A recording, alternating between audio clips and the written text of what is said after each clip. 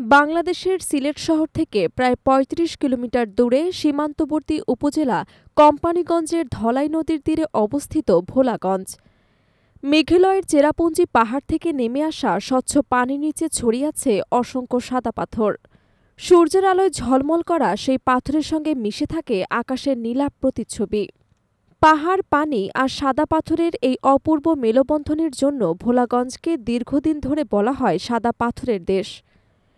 একসময় শরতের নীল আকাশের নিচে শ্বেত শুভ্র মেঘ, পাহাড়ের সবুজ আর নদীর স্বচ্ছ জল মিশিয়ে ভোলাগঞ্জ যেন ছিল প্রকৃতির হাতে আঁকা এক জীবন্ত ক্যানভাস। দেশি বিদেশি হাজারো পর্যটক প্রতিদিন ছুটে আসতেন এই অপরূপ দৃশ্য উপভোগ করতে, কিন্তু সেই স্বর্গরাজ্য এখন রূপ নিয়েছে লুটপাটের রাজ্যে।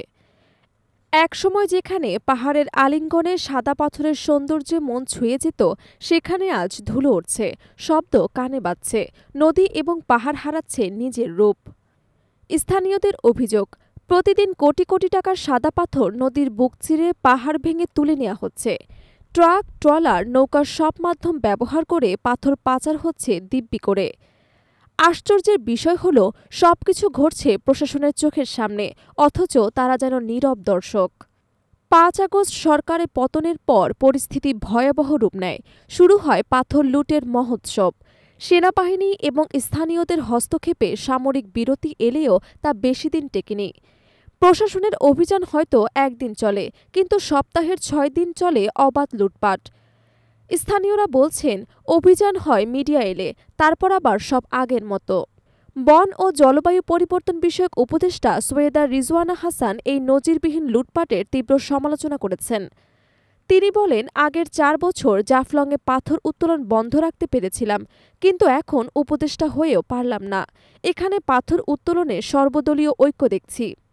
একটি সুন্দর জিনিসকে কিভাবে হাতে ধরে অসুন্দর করে ফেলতে হয়, সেটা শিখতে হলে বাংলাদেশেই আসতে হবে।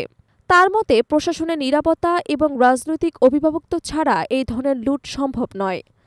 তিনি সতর্ক করেছেন, এভাবে চলতে থাকলে শুধু ভোলাগঞ্জ নয়, দেশের সব প্রাকৃতিক সম্পদ ধ্বংস হয়ে যাবে। এখন প্রশ্ন উঠছে, প্রশাসন কি চায়? শুধু চুপ করেই দেখে যাবে, নাকি প্রকৃতির সৌন্দর্য রক্ষায় কঠোর পদক্ষেপ নেবে, নাকি একদিন ভোলাগঞ্জের নাম থাকবে শুধু ইতিহাসের পাতায়?